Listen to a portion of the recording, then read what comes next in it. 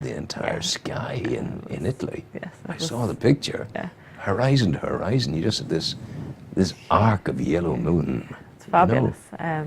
So yes, there are all sorts of planetary things that can happen. I'm not sure that Mercury is retrograde at the moment. I haven't checked it, but they say when it is. I thought you was making that up. No, I'm not sure if Mercury is retrograde at the moment. That's what they say. They say that the Mercury being retrograde causes all sorts of technical problems for us. So, and when we work in sync with that and how the planets are operating and different things, because I think it's a bit naive of us to believe that the only thing that's affected is us. I mean, there's way too much goes on out there. There's a lot of stuff happening. Goes on that. There's a lot of stuff. That's undeniably. How have you been? I'm good. Forgive me for not asking sooner. You're okay.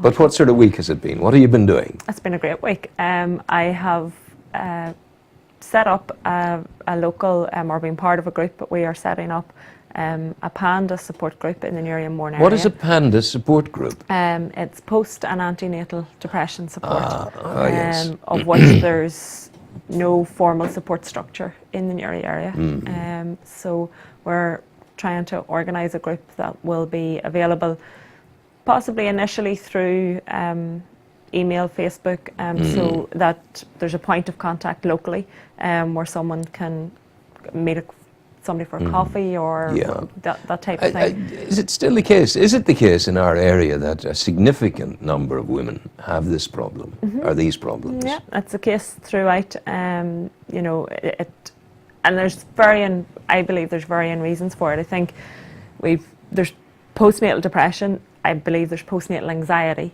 and there's post-traumatic stress disorder. And sometimes, in my experience, they all get grouped in under the one definition.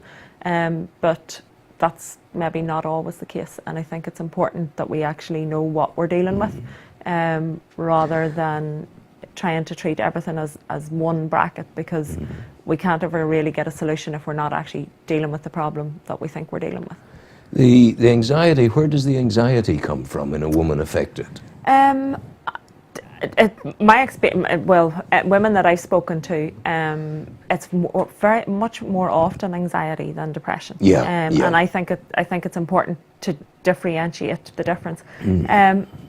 I think it's a range of things. It could be having had a traumatic experience in birth, and what may be traumatic for one woman may not necessarily be for another, so every experience is different. And I think then as well, there's a lot of pressure.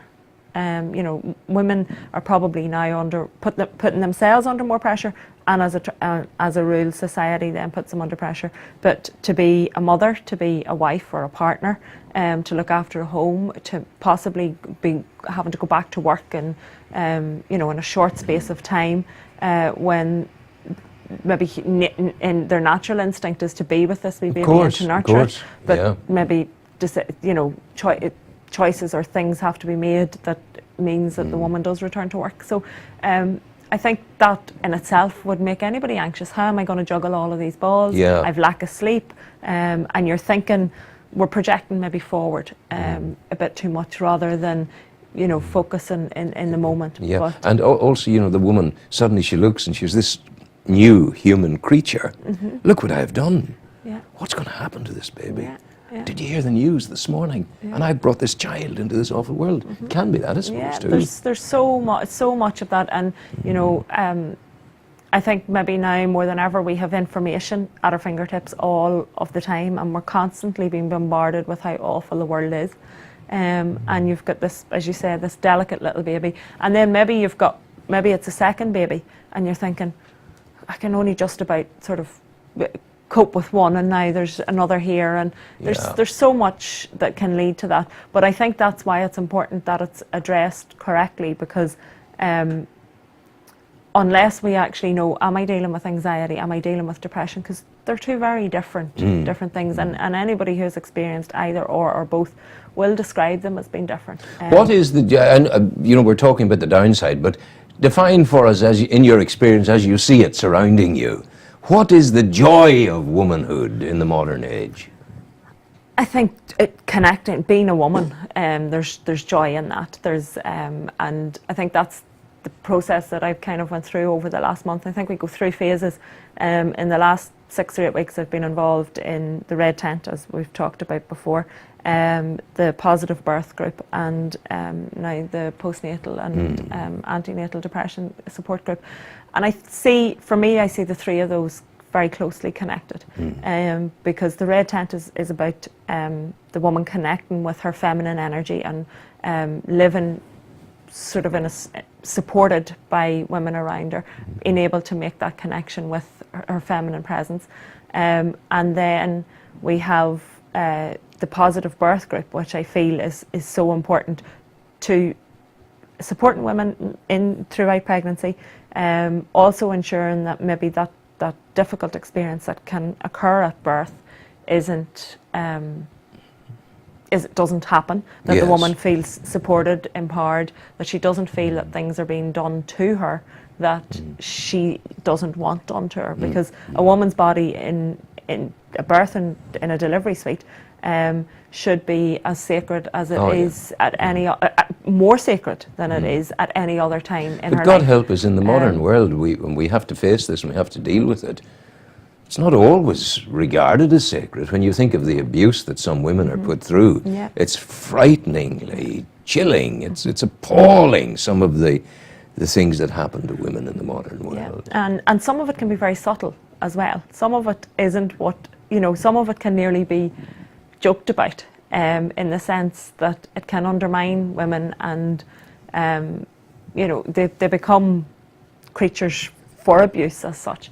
But a lot of it can be subtle. It doesn't have to be the person who is physically abusing or even mentally or emotionally abusing, but there can be, I suppose, a degrading of the sacredness of every person. And it's almost a kind of the attrition of the constancy of the snide, anti-feminine and anti-woman comment, either in the workplace or in society generally. And I mean, women can be as we're all as guilty of it. There was an advert done, I think, by one of the cosmetic companies who, whilst I may not agree with some of their policies and things and some of the ingredients that they put in, but the message that they got across was very interesting, and it was they asked a group of young girls, 5, 6, 7, 8-year-olds, to run like a girl, to throw like a girl, to do sporting activities like a girl. I know where you're coming from. And then, but the girls just did them. Yeah.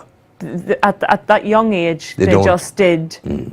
They ran, they played through ball, they did whatever they had to do, and then they asked an older age group, run like a girl, and of course it was this, kind of flopping and making stupidity out of it. But when they reviewed that back, and I've heard women, and possibly have been guilty myself, don't be such a girl. It has negative big connotations. girl's blouse. There's so many things, and yet women are, every bit as strong, differently strong, and I think it's important that we embrace those differences. Yeah, you had Baroness Barzy over in England the other day, who resigned over what was happening in either Iraq or Syria.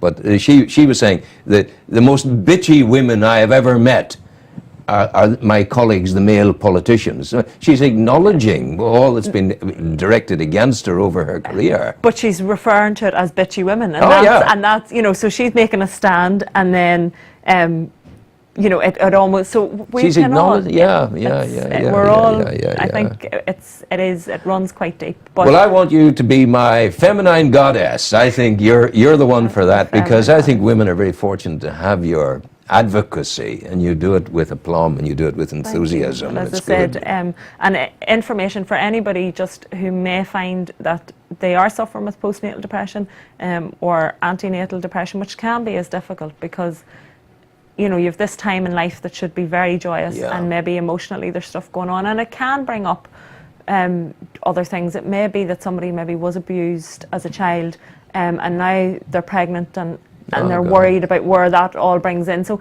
there can be so many different reasons for that. And then there can be the other side of it. Sometimes somebody just needs a chat, somebody who can understand, a peer. Our sense of community has diminished in some areas as well. We've people living in our local area who maybe don't have family support for whatever reason. They've moved for work, maybe they're even from a different country, whatever can go in like that, and they don't have the support of family and friends that somebody else. Well, these are have. people you're reaching out to too. Yes, that's it. No one's excluded no, from absolutely, your outreach. No, it's there. It's there for everybody, so that we can offer that service and that we can support each other. And all of the details of any of that can be found on my Facebook page.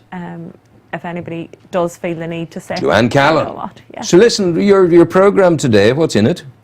My program today is craniosacral therapy.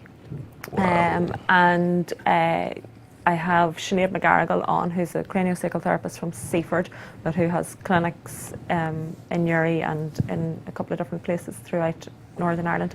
And I suppose we're talking emotional well-being, physical well-being, and the role that craniosacral can play in that, but also the benefits that can be gained from self-care and looking after yourself at home. So Sinead will be joining me at 3 p.m. today. The more you see of the national health situation, the more you realise you've got to take a greater interest in your own personal well-being. We have to take responsibility for ourselves. That's what it's about. Because we are a number. Yeah. We're a number to the health service, and that's how it is. But we're not a number to ourselves, and we're not a number to our friends and our family. We count as individuals, and unless we take that responsibility ourselves, then I think we're on a downhill road really, because this resources will be more increasingly stretched. I mean, as the population gets older, the resources that are available are going to be stretched and stretched. I know this thing. Yeah. But I feel very good. But it's happening to us all. I know, but you're very young. Yes. I'm very old, which is nice. They're good. You know what? I said something on a Facebook thing. One of my daughters took a picture of me with one of my great-grandchildren. She put it on. And this child was looking in amazement at me. There's the gaze of incomprehension. And I simply said, it's not bad being older. Yeah. It really isn't. 3 o'clock today. 3 p.m. today, yes. We wish you well. Thank you for coming in. You're very welcome. Thank you for having me on this morning. Do come back again. I will. You're constantly welcome here. Thank you. And anybody that needs to get in touch is welcome at all times. Facebook as well. Yeah, Facebook. On your Facebook. Joanne Callan. Yeah, or through my website either. You can link to website my Facebook is page, trythealternative.net. I like you. How long is Try the Alternative going now?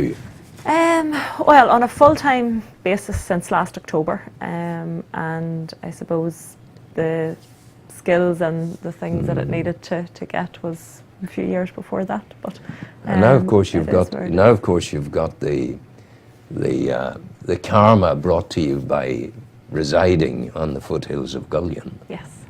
Yeah. Very. Well done. We'll see you at 3 o'clock this afternoon. 3 o'clock this afternoon. All the best. Thank you. Namaste. Namaste. Take care.